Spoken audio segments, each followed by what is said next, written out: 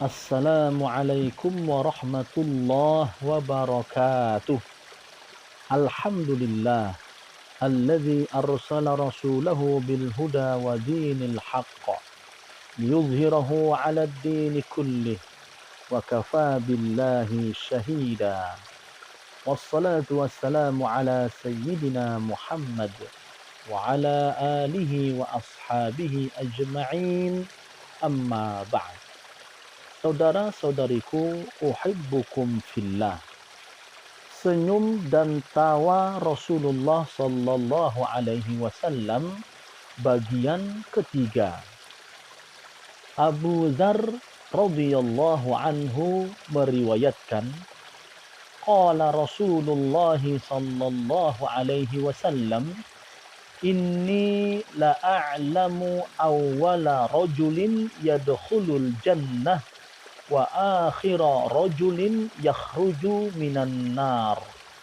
Yu'ta birrajuli yawmal qiyamah fayuqal i'ridu alayhi sighara dhunubihi wa yukhba'u anhu kibaruha fayuqalu lahu amilta yawma kadha kadha wa kadha wa huwa yuqirru la yunkiru wa huwa mushfiqun min kibariha fayuqal a'tuhu makana kulli sayyi'atin 'amilaha hasanah fayaqul inna li dhunuban ma araha hahuna. Qala Abu Dzar falaqad ra'aitu Rasulullah sallallahu alaihi wasallam dhahika hatta badat nawajidhuhu. Rasulullah sallallahu alaihi wasallam bersabda, sungguh aku mengetahui orang pertama yang masuk surga juga orang terakhir yang keluar dari neraka. Pada hari kiamat, seorang laki-laki dipanggil untuk menghadap. Lalu datanglah perintah kepada malaikat. Tampakkan dosa-dosa kecilnya kepadanya, sedangkan dosa-dosa besarnya disembunyikan. Dikatakan kepada laki-laki itu, pada hari itu engkau telah melakukan begini dan begitu. Ia pun mengakui semua itu. Tetapi ia khawatir dengan dosa-dosa besarnya. Setelah itu, datang lagi perintah kepada malaikat. Gantilah setiap perbuatan buruk yang ia lakukan dengan kebaikan. Maka orang itu berkata, sesungguhnya saya memiliki dosa-dosa yang tidak saya lihat di sini. Abu Dzar berkata, saat itu saya melihat Rasulullah sallallahu alaihi wasallam tertawa hingga gigi geraham beliau tampak. Hadis riwayat At-Tirmidzi, Muslim, dan Ahmad.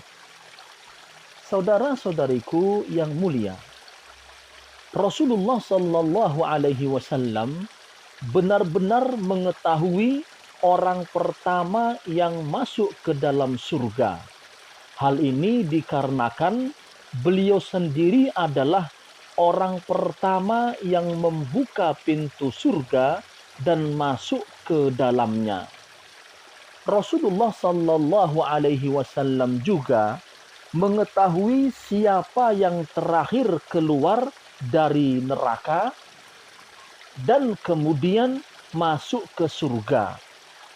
Orang inilah yang termasuk golongan terakhir masuk surga.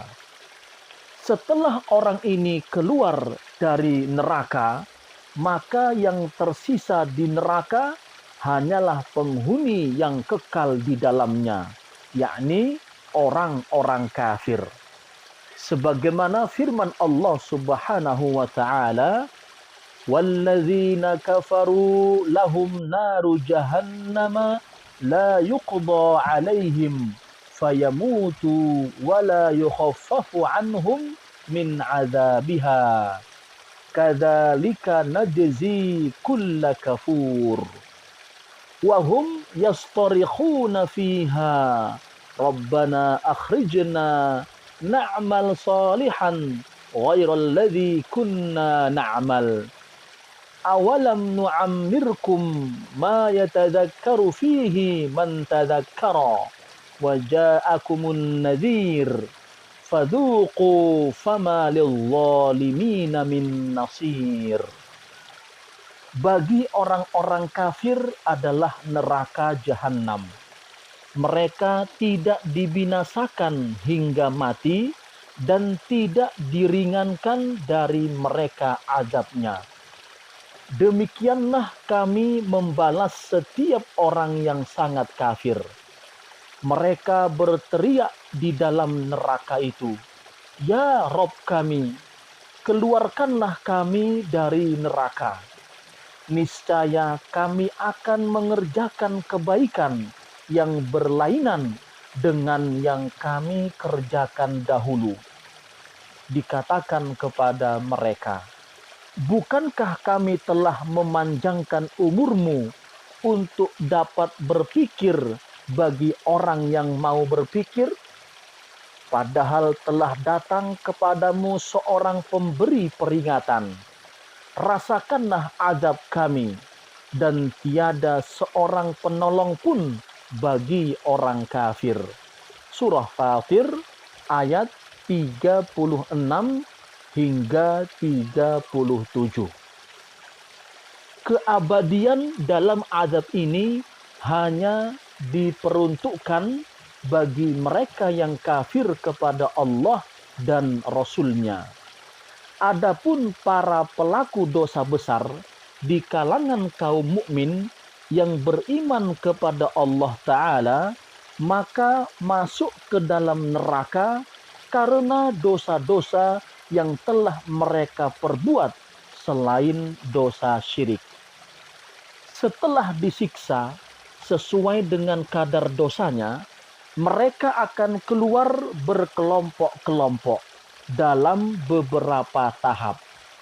Sebagaimana dijelaskan dalam sebuah hadis yang diriwayatkan oleh Muslim dalam kitab sahihnya dari Abu Sa'id Al-Khudri radhiyallahu anhu, ia berkata, Rasulullah sallallahu alaihi wasallam bersabda, "Amma ahlun naril ladzina hum ahluha fa innahum la yamutuna fiha wa la yahyauna walakin nasun asabathumun naru bidzunubihim aw qala bi khotoyahum fa amatahum imatatan hatta idza kanu fahman udhina bisyafa'ati faji'a bihim dhabaira fabuthu ala anharil jannah thumma qila ya ahlal jannah afidu alaihim fayambutuna nabatal hibbati takunu fi hamilis saili." Adapun penghuni neraka yang kekal di dalamnya tidak dikatakan mati dan tidak dikatakan hidup. Akan tetapi terdapat sekelompok orang yang harus masuk ke dalam neraka karena dosa-dosa yang telah diperbuatnya atau karena kesalahan-kesalahan mereka. Mereka disiksa hingga mati di neraka, sehingga ketika mereka telah menjadi abu, izin pemberian syafaat diberikan kepada mereka. Mereka dikeluarkan dari neraka secara berkelompok-kelompok, kemudian dimasukkan ke dalam sungai kehidupan di surga. Kemudian dikatakan, wahai penghuni surga, siramilah mereka dengan air dari sungai di surga. Mereka pun tumbuh hidup kembali seperti tumbuhnya tumbuhan karena tetesan air. Adapun maksud sabda beliau alaihi salatu wassalam berkelompok-kelompok adalah bertahap dengan menjadi beberapa kelompok. Hal ini dikarenakan kadar dosa mereka yang berbeda-beda, sehingga mereka tidak bisa keluar secara bersamaan. Kelak pada hari kiamat akan ada seorang yang dihadapkan pada pengadilan Allah Subhanahu wa taala. Kemudian diperlihatkanlah dosa-dosanya, dan ia pun mengakui semua perbuatannya di dunia. Namun pada akhirnya ia mendapati bahwa ada beberapa dosa yang dahulu dilakukannya di dunia yang tidak ditampakkan dalam pengadilan ini. Hal ini menjelaskan firman Allah Subhanahu wa taala, illa man taba wa amana wa amila amalan salihan faulaika yubaddilullahu sayyiatihim hasanat wa kana Allahu ghafurur rahima. Kecuali orang-orang yang bertaubat, beriman dan mengerjakan kebajikan, maka kejahatan mereka diganti Allah dengan kebaikan. Allah Maha Pengampun lagi Maha Penyayang. Surah Al-Furqan ayat 70.